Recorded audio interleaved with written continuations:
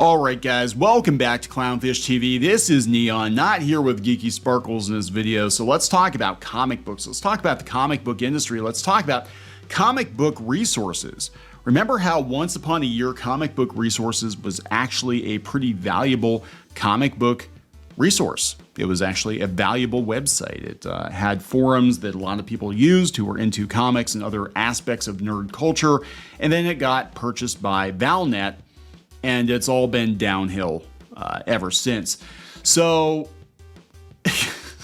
this article came out, and I gotta give a hat tip to, God, look at these ads. Gotta give a hat tip to Wes from Thinking Critical. He actually covered it, I think, yesterday. It's the first I've seen it.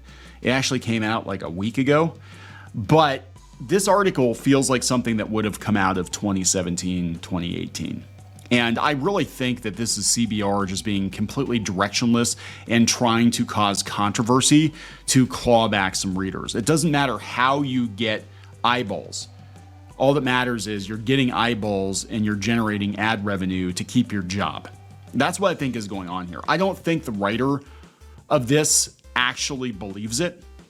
I really don't. Some of these articles that were written years ago by these activist journos, in retrospect, in hindsight, I think they basically created an online persona. They became a caricature of themselves. Yeah, they may believe this stuff to some extent, but not to the extent that they do on like the Mary Sue. That is all about just kicking the beehive to stir up outrage, to stir up clicks, because their owners, I think Mary Sue might be owned by Valnet now too. It's either Valnet or Gamers Group, but their owners are demanding more and more revenue. And I can tell you, as a site owner myself, clownshishtv.com, piratesandprincesses.net, among others, the site revenue is down. Ad revenue is way, way down. So you're going to pull out every trick you know, and you're going to resort to old tricks that worked before. You're going to start whacking the beehive with The Last Jedi. You're going to start, talking about Gamergate. And in this case, you're going to start talking about ComicsGate. Anything you can do to get people to talk about your website and talk about your article. Now, I'm going to go through this. You don't actually have to go through the website at all to read it or get the gist of what's being said here. But I do not believe that this is a good faith article. I believe a lot of the stuff that's being generated by these websites is being generated just a hope and a prayer that people read it for whatever reason. Even if they hate read it, they're reading it, they're getting these guys paid. Remember, just last month, CBR laid off 3/4 of their editors, and a lot of the editors had a problem with AI. They want to generate more AI articles. And, I don't fault them on some level, but I'm also like, these companies have to make money. And, we had some people come out and talk about how awful Valnet was. I'm like, well, go start your own damn blog then, right? Go start your own YouTube channel. Go start your own podcast. Oh, that takes a lot of work, doesn't it? It's so much easier to just get a job at one of these companies and park it and expect to be a lifer and get paid for your hot takes. Be paid poorly, but get paid for your hot takes, from now until the end of time. So we're going to talk about this garbage tier article. I'll give some thoughts on it. Again, I don't think it was done in good faith. I don't even think they were completely serious. I think this is all about just trying to stir up some controversy, just to stir up some views, to keep your job another month. That's what I think it's about. Before we get into it any further, please subscribe for more pop culture news, views, and rants, guys. You'll get a woohoo when Geeky comes back. She'll give you all the woohoos you want. Maybe I'll get a woohoo too. I would like a woohoo. It's been a while since I've had a woohoo. So CBR.com, once a quasi-reputable comic book news site, right? What the hell happened? Valnet happened. The internet happened. Google News happened. The algorithm happened, and it became a clickbait farm. So laughably bad, CBR and Screen Rant and so many of the other Valnet sites, that they actually had, for a while, a parody site letting you generate your own stupid headlines, like they could have come from this website. The 10 worst things about comics fandom. Whether they love Marvel or DC, comics fans are mostly decent people. However, the toxic parts of the fandom still stand out, especially online. This feels like something that AI could have written. And maybe it is written by AI. Who knows? Comics are an interesting part of American history. Companies like this feels AI. Companies like Marvel and DC Comics have shaped the mythologies of the late 20th and early 21st centuries in the US.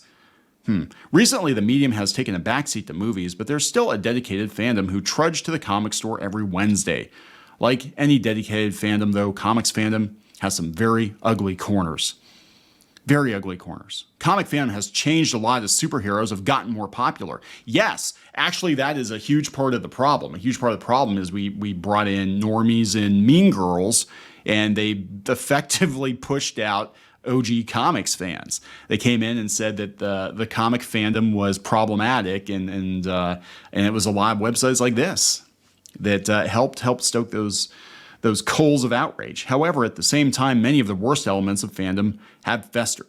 Comics can be beautiful, but some comics fans embrace ugliness out of habit and indulge their worst appetites when they interact with the comics microcosm.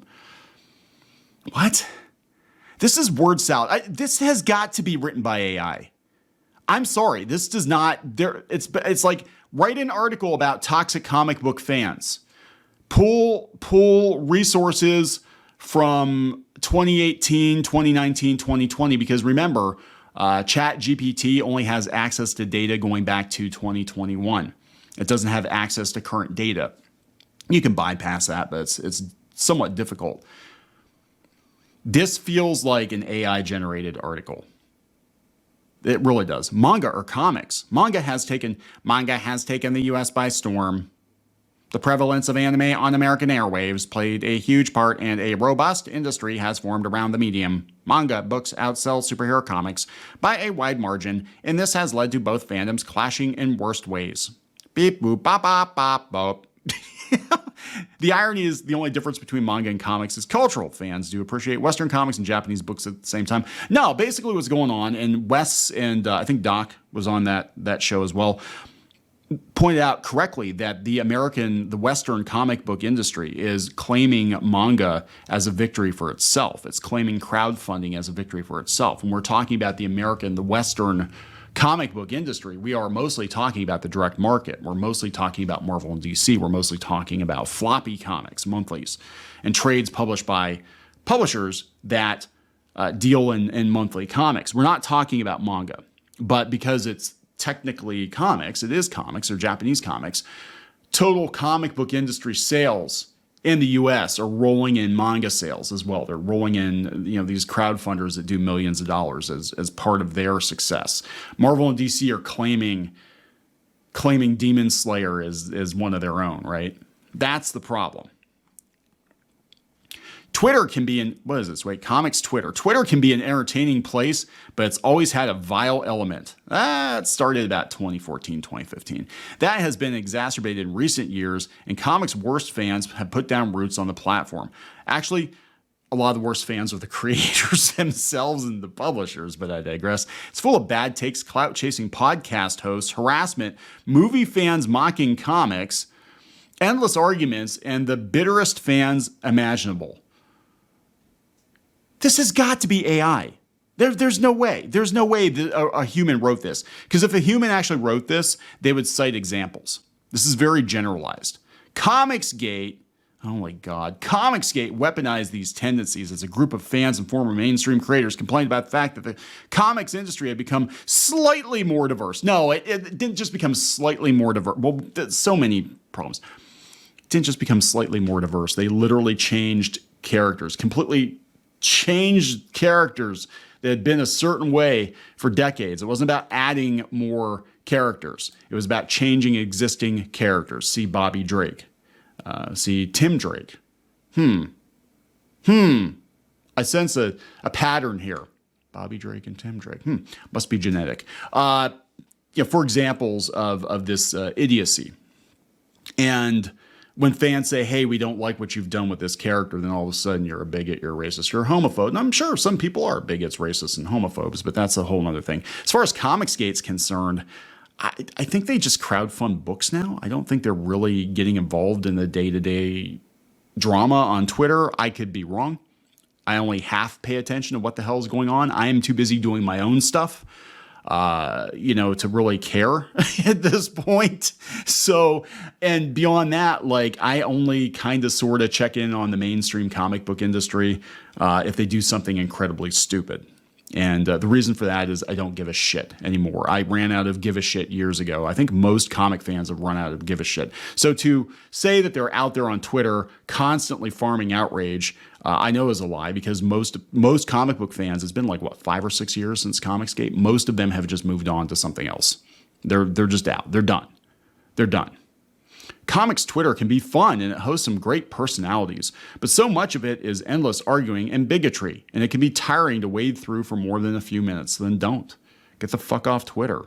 That's my advice. If you can't take the heat, get out of the kitchen. If it were actually written by a human with an activist bent, Elon Musk is the worst thing ever. Ever since Elon Musk took over, they'd also be citing examples of certain problematic creators. Ethan Van Scribbler, Eric July, and they're not doing that. This is written by AI, I'm telling you, or at least in part written by AI. Anti-LGBTQIA bigotry. That's part. No, the problem people are having is, one, why are historically straight characters now gay or bi? And why is every other character in a comic now gay or LGBTQ something when it doesn't statistically make sense? And that's what the complaints are. And again, there are people who are legitimately anti this, anti that. I'm not talking about them. I'm talking about normies who are even like, yeah, this is getting kind of weird, guys. It's getting kind of weird. Supporting books they aren't happy with. Spider-Man is Marvel's best-selling character. Month in and month out, The Amazing Spider-Man tops the sales charts, does it? Only rivaled by Batman. However, saying that The Amazing Spider-Man is the most beloved book in the industry would be incorrect. Plenty of fans hate this book. Okay, give me examples. They complain about the plot, its broken characters, its ridiculous status quo. The sales never go down, so Marvel never changed it. Is that true? I thought the sales were in the gutter for Amazing Spider-Man. Many comic fans buy comics they aren't happy with, seemingly just to complain about them. Many subscribe to the idea that the idea of the full run collecting every issue. However, this just leads to toxic discourse. There you go, guys. Comic Book Resources is telling you not to buy comic books. Don't buy comic books, because if you buy comic books, it's going to lead to toxic discourse. Coming from Comic Book Resources, do not buy our comics. Don't buy our books. Do not come here. These fans complain about expensive, unlikable books constantly. Don't buy our books. Comics live and die by sales. If everyone stopped buying The Amazing Spider-Man, Marvel would change everything about it. Probably not, because they're making bank elsewhere. Disney is bankrolling these comic book companies with the hopes of getting a couple of nuggets to turn into a Disney Plus show. And we see how well that's worked out for them, right? Marvel doesn't care about the complaints. They care about sales. No, they don't care about sales. More fans need to realize they can change things by voting with their wallet. Isn't that what ComicsGate said? What side of the fucking fence are you on, robot? Harassing creators. Oh my God, Milkshake Girl. Nobody gives a shit about the Milkshake Girls anymore. You have to actually sit down and explain it to people. It has been years. Just like Gamergate, move the fuck on. No, because this is about getting views. This has nothing to do with whether or not we actually believe it or anybody. This is about search terms, SEO. This is about getting people to the website, making them feel something, whether it's smugness or outrage, to get them to our site. Because if we don't bring some traffic to CBR, we're going to be next. We're going to be next. For fuck's sake, God, this is painful. Comic creators are brilliant writers and artists. They create worlds and characters that fuel pop culture. Where does this link to? Comic books' most influential creators. Most of them have vibrant presences on social media, interacting with their fans and talking about these worlds that everyone loves so much. This is obviously written by AI. There is no personality. This is very generic. For many fans, a comment from a favorite creator or a retweet is a joyous event. People don't write like this. Others choose a darker path. Many fans go out of their way to harass comic creators. Sometimes it's openly racist or sexist. Sometimes it's just mean-spirited. You can't draw feet. Many creators have had fans say terrible things about them. I have. And some get more harassment than others. Yeah, we've gotten death threats, actually. That's fun. Oh my God, here it comes. Here it comes. The element of toxic fandom has often been weaponized by grifters, especially from the ComicsGate movement. And the problem isn't going away. I think it's 90% AI with this writer injecting some shit into it. Nobody gives a shit about ComicsGate anymore. Not in that sense. Like, I'm talking the drama between ComicsGate and the creators. I'm not talking about like those guys crowdfunding their books or doing their live streams or whatever. The people care as much, normies care as much about ComicsGate now as normie video game fans care about Gamergate. The only people who can't quit it are outlets like this. And the reason they do it is because that was their claim to fame. Victimhood was their claim to fame. And they know people are searching for info on it. You know, what was ComicsGate? Oh, it's a vile, racist movement where, you know, they take gay people out into the alley and beat them up or something. That's what I've heard. That's what I've heard from Twitter. You know, they take their comic books that they printed on really cheap paper and they shove it up a person's ass. And then they take pictures of them and make fun of them on Twitter. And then they call their mothers and tell their mothers to die because of comic books. That's what I've heard on Twitter. And they can't draw feet. Not giving indie comics a chance right after we get done dunking on ComicsGate creating indie comics. Fuck this site. You deserve to die. CBR, you deserve to just wither and die. Every month, small companies release brilliant indie comics. True, spearheaded by companies like Image, Dark Horse, Boom, and AWA. There's a thriving ecosystem of indie creators who aren't getting paid on time.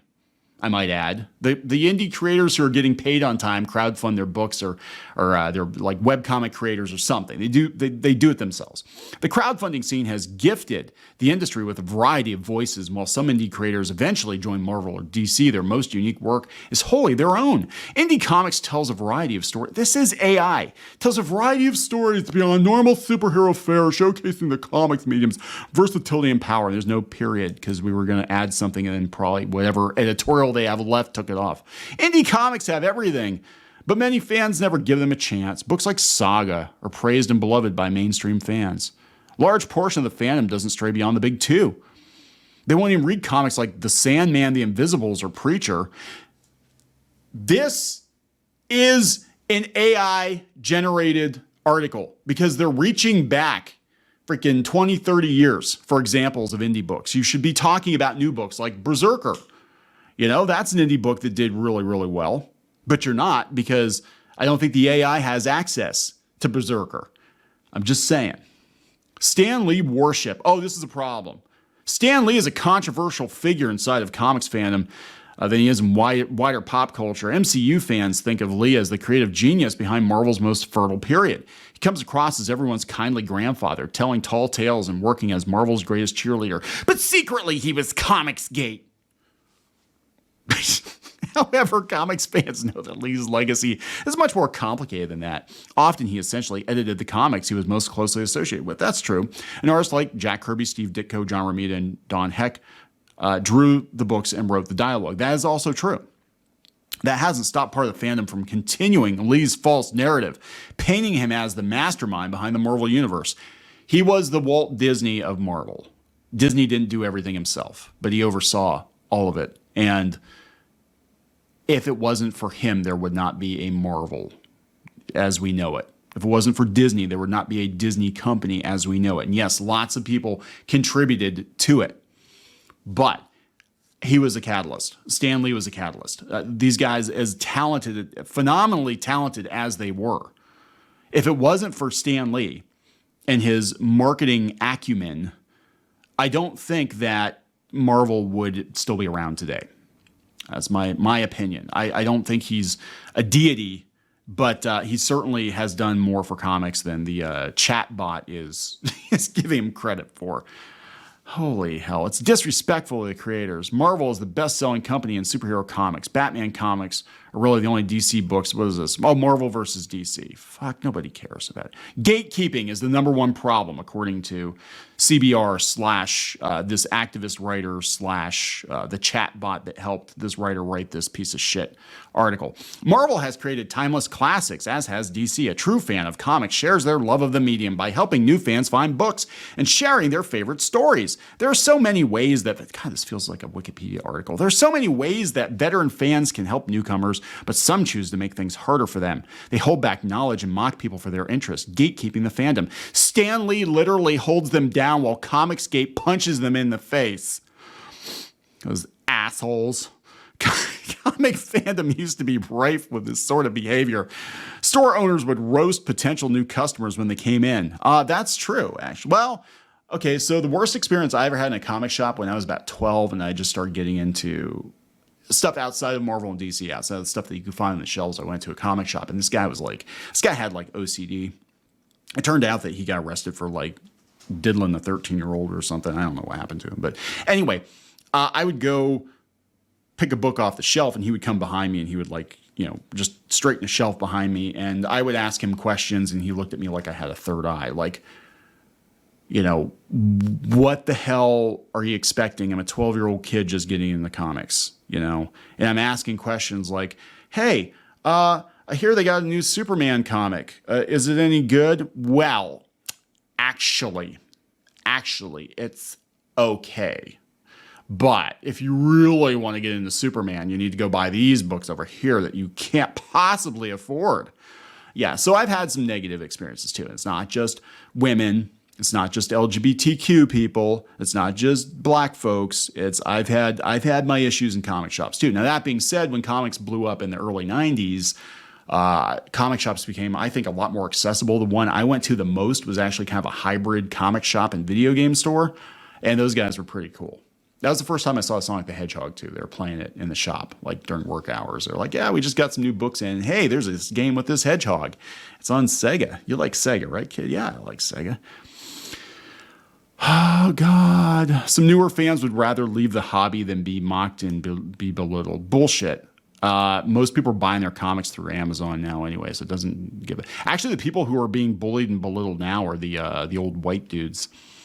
The nasty old smelly white chuds, making fun of people who want to learn makes no sense. There's always someone smarter, but fuck this article. This is AI. I'm telling you right now. So this is where they're at. This is why they fired their editors. I fully expect Valnet to shut down several of their websites over the course of the next year or two. They're not sustainable. I know what network they're in. I know what they're at. The ad rates are like, and they're terrible. You can't even afford to pay garbage tier writers anymore. And they're paying these guys like $3 to $5 an article now. It's ridiculous. So there we go, guys. This is the state of the comic book industry. This is the state of comic book journalism. And as much as I hate to say it, I would say the only legitimate comic book news site, like dedicated comic book news website out there that still does a journalism occasionally is Bleeding Cool. I'm going to be honest. I never thought it, because it used to be that Rich Johnston was considered a muckraker, but he's actually doing a journalism now and then and doing original reporting. ComicsBeat is just trying to hold on by its fingertips. Heidi McDonald I believe used to be reputable, but she's just trying to get advertisers now. And I really don't think she's into comics as much as she used to be. And she's just kind of toeing the line for her friends who are into comics, who are still doing it for a living, right? But yeah, Rich Johnston, there we go, the bastion of journalistic integrity in the comic book industry. What the fuck happened? It's all ComicsGate's fault. Fuck this. All right, I'm going to wrap this up. Please subscribe for more pop culture news, views, and rants, guys. We'll talk later. And Gamergate, too. Help support the channel. Go to thereef.support and get early access to podcasts, videos, and other content. That's thereef.support.